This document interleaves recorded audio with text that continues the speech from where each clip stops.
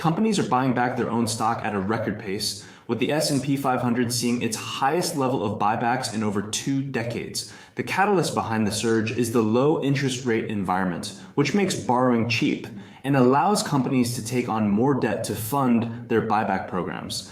This has been particularly evident in the tech sector, where companies like Alphabet, Google, have taken advantage of low rates to issue bonds with yields as low as 1.5%.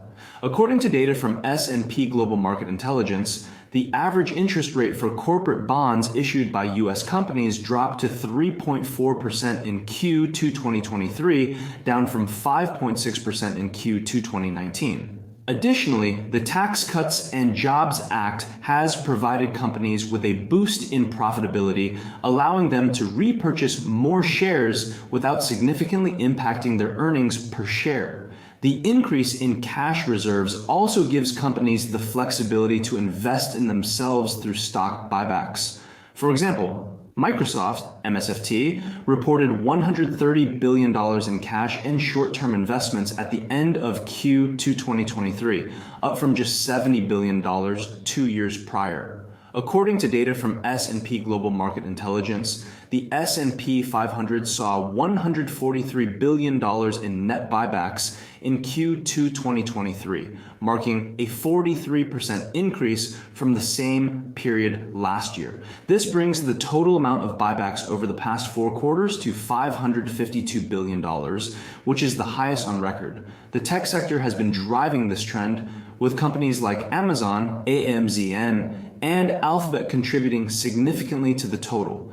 The impact of these buybacks is being felt across various industries, with consumer staples also seeing a surge in activity. Companies like Procter & Gamble, PG, and Coca-Cola, KO, have increased their buyback programs in recent months, while others like PepsiCo, Peps, are maintaining a steady pace. However, risks such as rising interest rates or economic downturns could disrupt this trend.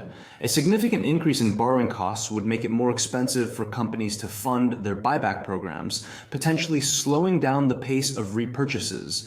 According to data from the Federal Reserve, the average corporate bond yield has risen to 4.2% in Q3 2023, up from 3.1% at the beginning of the year. A decline in earnings per share due to increased debt levels or decreased profitability could also lead to reduced investor confidence and a decrease in stock prices. For traders looking to capitalize on this trend, buying stocks with high buyback yields and strong fundamentals might be a good starting point.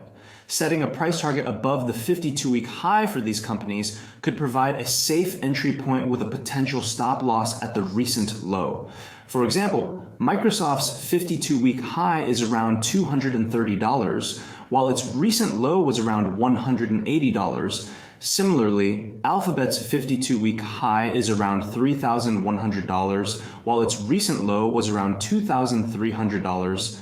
In conclusion, the record pace of self-buybacks among American companies is a trend that is likely to continue in the near term. However, traders should be aware of the potential risks and adjust their strategies accordingly.